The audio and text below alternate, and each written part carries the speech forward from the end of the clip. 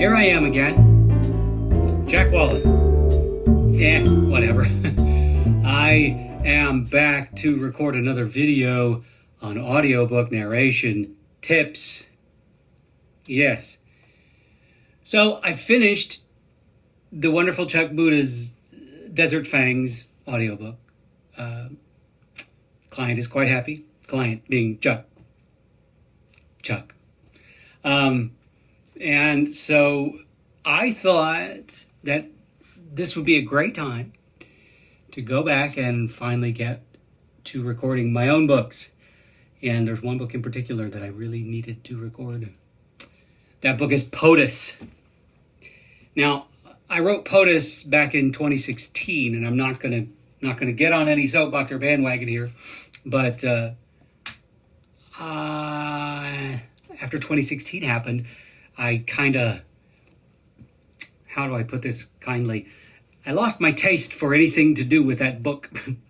So, but now I feel like I can return to that book with new gusto. Whee! And then actually I'm going to write the sequel to it. Actually, it's not the sequel, it's the next book in the series, because the book POTUS is part of the Punk Ass Punk series, which I already have recorded the first book. And so I've already recorded the first chapter. Actually, a few years ago, probably 2017, it was 2016, I think. I've recorded the first 3 chapters of POTUS, but we moved, and now I have a new studio with different acoustics. So I can't use those first 3 chapters. So I've re-recorded chapter 1, and and as I was recording chapter 1, I was reminded of something that really plays a big part in my audiobook narration, and I thought I would share it with you. To me, now this is just personal. This is just personal preference, and your mileage may vary.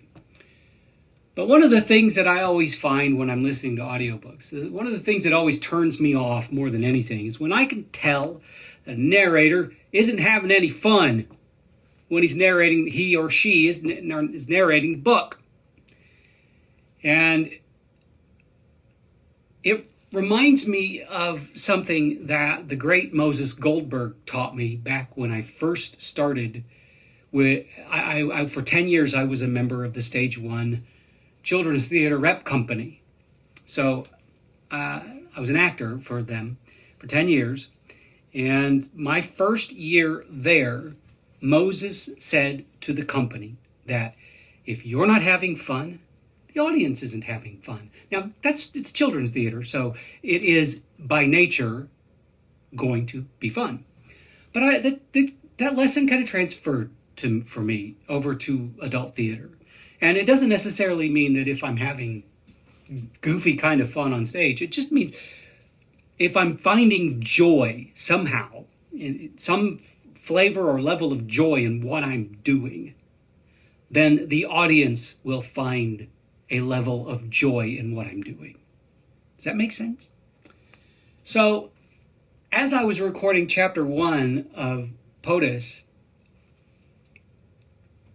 it instantly hit me why I love recording this series so much.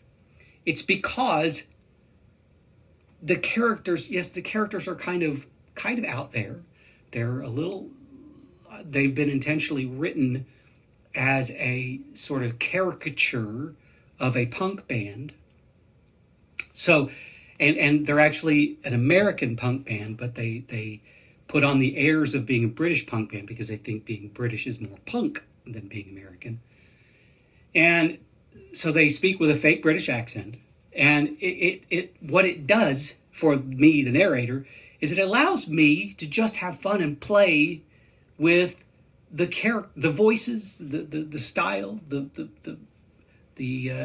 energy, the rhythms. And as I was recording the first chapter, I just dove in and had fun. So I'm going to record a little bit for you so you can hear what I'm talking about. And I'm going to do chapter 2. I'm going to start off with chapter 2. I don't know. It's been a while since I've recorded this, so it's been a while since I've read it. It's been a while since I wrote it. So let's just see what happens. Now you can hear the heat is kicking on, and what I usually do is with Audacity is I do a noise reduction. I take a sample of the ambient sound, and ambient sound including the heat, and it allows me to remove that sound from the end product. So you can record in an environment that has an ambient sound, which most environments do.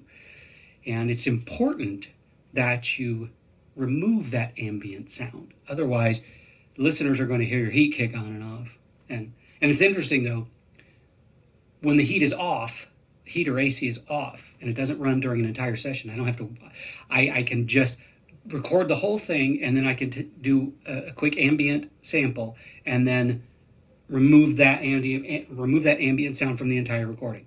If, however, the heat kicks on and off, what I have to do is I have to take the ambient sample of the period of when I was recording and then remove it from that portion and then go on. And I have to keep, because like I'll record a section with the heat on, the heat will kick off, and then I'll take another ambient sample, remove it, and it's just easier with the heat off, but I ain't gonna freeze.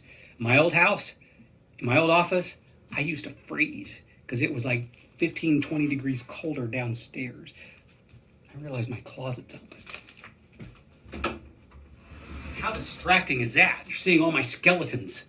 Whee! Anyway, let's see what happens.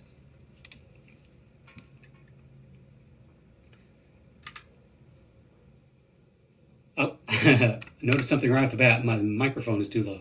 My microphone is too low. Try again. Take dose on chapter dose. 2.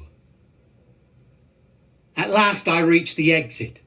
A man, sporting a suit and driving cap, holding a sign reading Flotsam, stood near the line of hired cars and taxis. I waved the gent down. With a nod, he turned on silent heels to open the door for me. Nice, I mumbled. I was accustomed to this kind of treatment at show venues. Outside of that realm, not so much.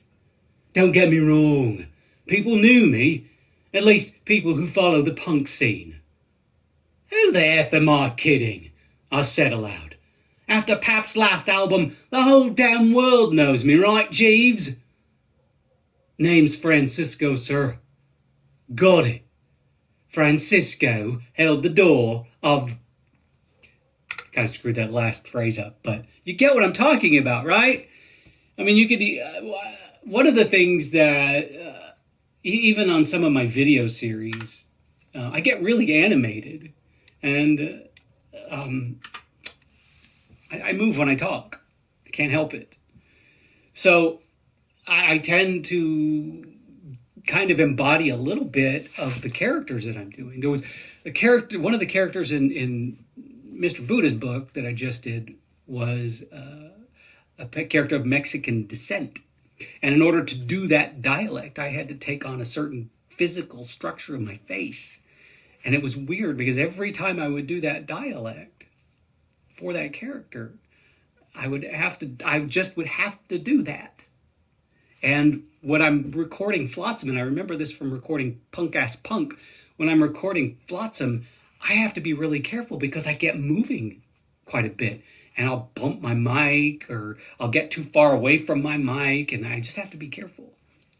But the lesson here is that have fun. Have fun. Especially when you're recording a book like this. Now, if you're recording a book that's much more serious, or even if you're recording a book that's much more serious, there's going to be characters in that book that allow you to have some fun. I mean, it's just like another.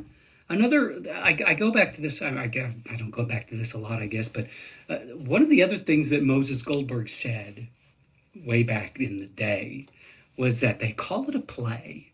They don't call it work. So let's play. This is the same thing. You take it too seriously, and it's going to come off really serious. that's all I got. I'm going to continue on recording this, but I'm going to do so without you paying attention to me because I get more done when you're not watching. Thank you for listening in on this next audiobook narration tip.